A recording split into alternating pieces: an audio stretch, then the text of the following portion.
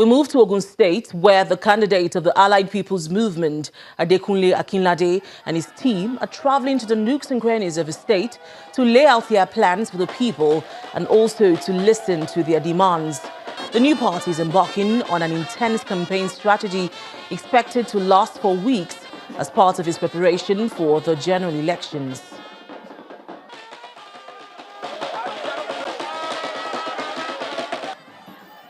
What I've seen is this, that I'm seeing a people who are ready, a people who are determined to right the wrong and the injustice that was perpetrated on the 2nd of October 2018.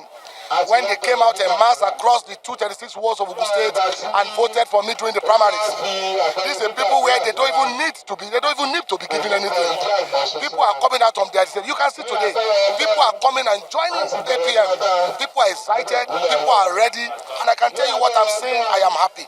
And I know that what you see here is what will translate come March 2nd, 2019. They will vote en masse. They will vote en masse because it is pure determination on their heart to make sure that they voted. And that vote must count. And I told them and we agreed that that vote will count come March 2nd, 2019 by God's grace.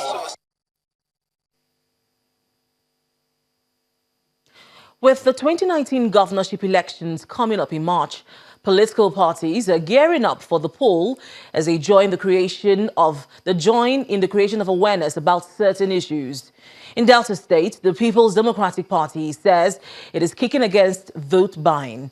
In Kwara State, members of the All Progressives Congress are seeking the support of the Emir of Ilorin ahead of the state's campaign. And in Ogun State, some youths say they are throwing their weight behind the APC governorship candidate, Dapo Abiodun. For many Nigerians, it may not seem like the general elections is around the corner, but for the politicians and party supporters across the states, the governorship election is barely 2 months away, and getting prepared for the battle is their #1 priority.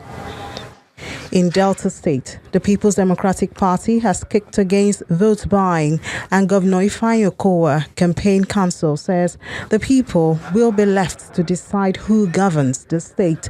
We don't need to buy anybody. Deltans feature. Their own future is in their hands, and they know the choice before them. The choice is voting for good person, voting for continuity, voting for performance, voting for equity.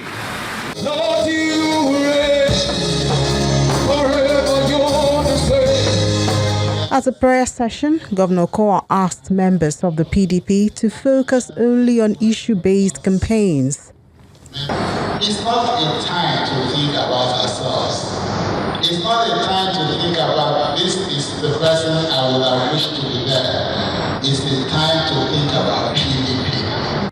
In Kwara State, supporters of the All Progressives Congress made a visit to the Emir of Ilorin, Alhaji Ibrahim Sulu Gambari, to seek his support ahead of the state campaign. He received us very well, and he said that he's a father to all. He has given us the go ahead, and it's a royal blessing.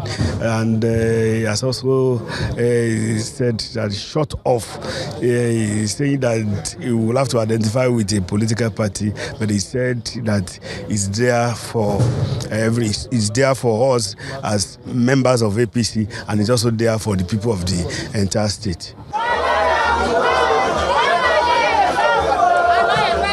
And in Ogun State, youths have taken to the street to drum up support for the governorship candidate of the All Progressives Congress, Dapo Abiodun, describing him as the man of the people. They should come out and vote massively for APC candidate. We are APC member, and we are solidly behind the decision of APC and the candidate put forward by our party and leaders. As preparations continue for the 2019 general elections, the Independent National Electoral Commission has the mandate to ensure a smooth, free, fair, and credible exercise.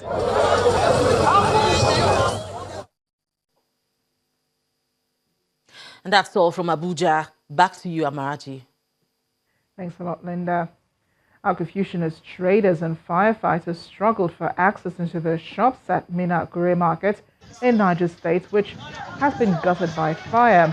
Channel Television gathered that the inferno, which started at night, consumed many shops at the market in the Niger State capital, just as firefighters were seen battling to put it out. Many of the traders are said to have been thrown into confusion as goods worth millions of naira are believed to have been destroyed as a result. Our correspondent, Emperor Simon, tells us more.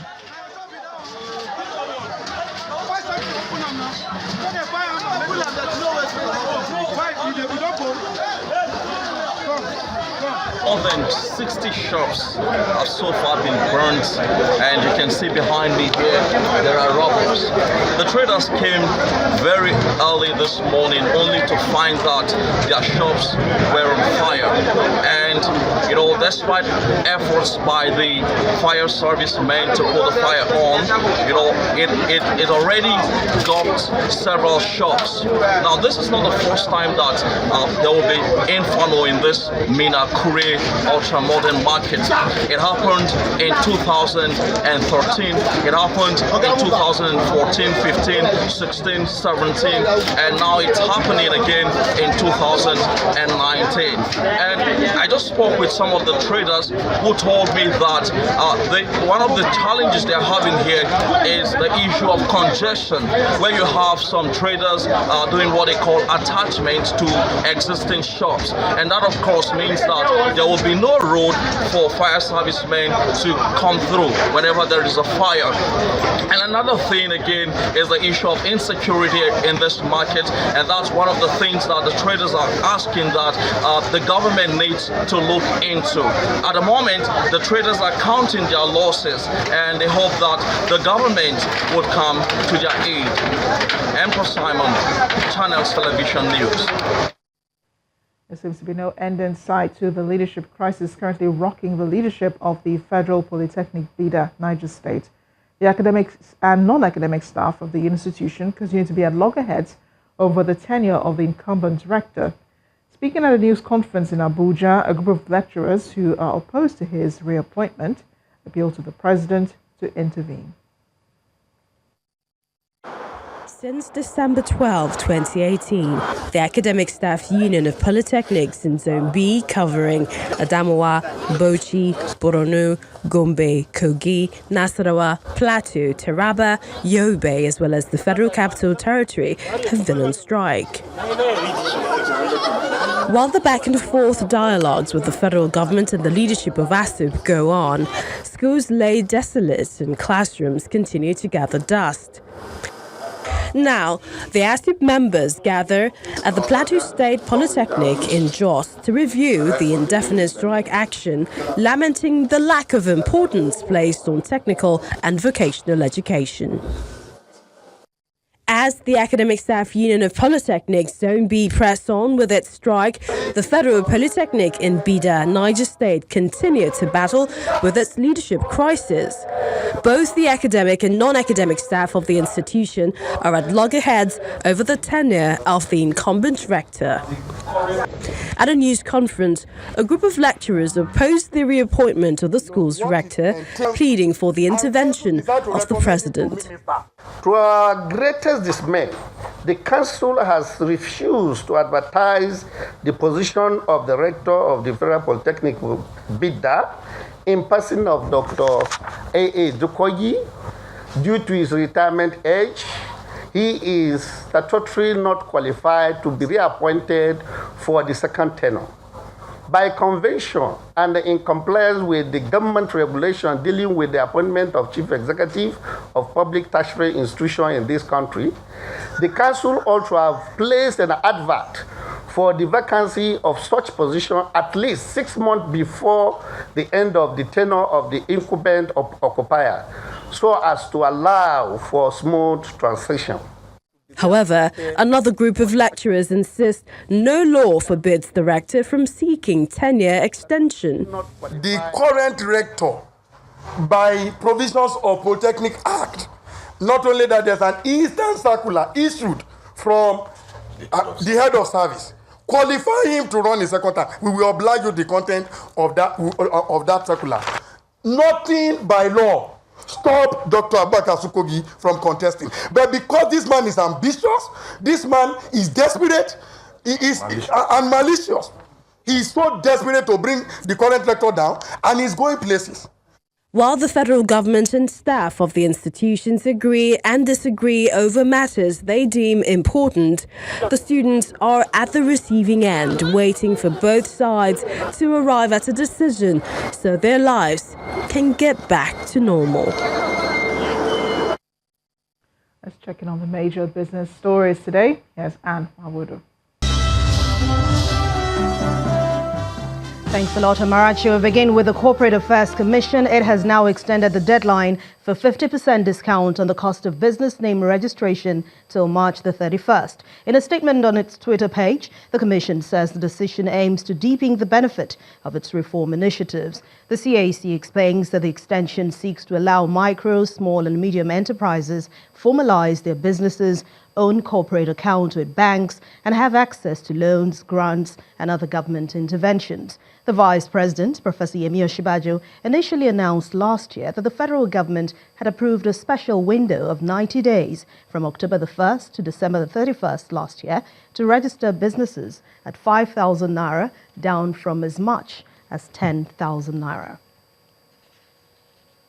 The Central Bank of Nigeria has made its first intervention in the interbank sector of the foreign exchange market for this year with a total of $210 million. The breakdown of the latest supply by the CBN shows the wholesale window received $100 million, while $55 million was allocated to the small and medium enterprises, as well as invisible segments of the forex market.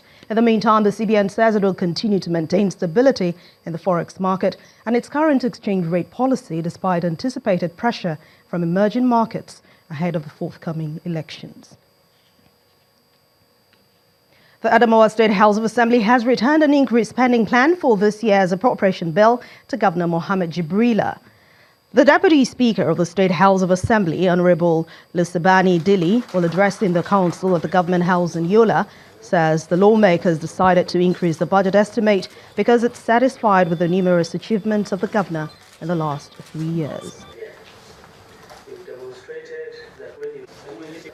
The Nigerian Stock Exchange has ended today's session in the first 3 trading days in January on a negative note, with a year-to-date performance down 2.54%. Let's hear more from Tosin Additional.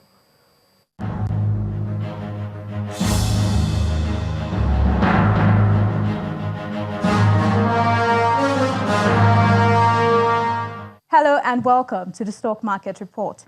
Sell pressure continues to dominate the domestic stock market for the 3rd consecutive day in the new month, following investors' concern over the economy and upcoming general elections. The all-share index dropped by 0.43% to close Friday's session lower at 30,638.90, while the total value of listed equities fell further by 49 billion naira to 11.425 trillion naira.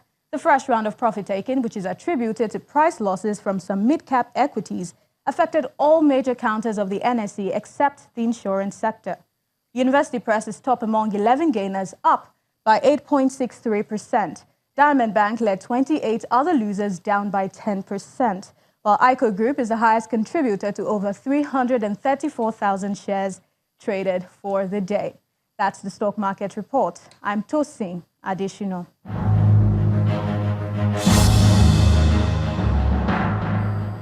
Thank you, Tosin. Strong U.S. December jobs report, trade talk optimism and positive comments from Federal Reserve's Chairman Jerome Powell rallied major markets across Wall Street, Europe and Asia today. But it's a different picture for other African counterparts. Stay with us for details.